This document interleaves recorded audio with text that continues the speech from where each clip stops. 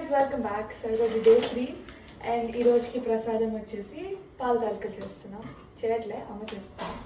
నేను జస్ట్ వచ్చి ఇక్కడ బిల్డప్ ఇస్తున్నా. యాక్చువల్లీ ఇప్పుడు పూజకి వెళ్ళి కూర్చుంటాం అన్నమాట. సో కొంచెం త్వరగా చేయాల్సి వస్తుంది, కానీ మా త్వరగా లేట్ చేస్తున్నాం. అయిపోయింది.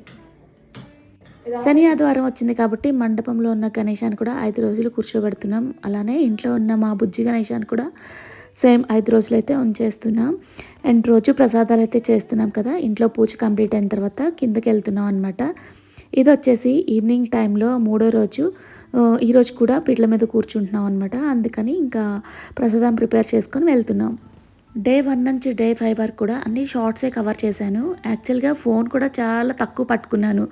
ఓన్లీ ఇంకా పూజ అండ్ ఫ్రెండ్స్తో సరదాగా అయితే స్పెండ్ చేశాం. ఇక గణేష నిమజ్జనం అయితే సండే కంప్లీట్ చేసుకున్నాం. అందుకే ఇప్పుడు ఫ్రీ అయిపోయి తీసుకున్న షార్ట్స్ని చిన్నగా అప్లోడ్ అయితే చేస్తున్నాను.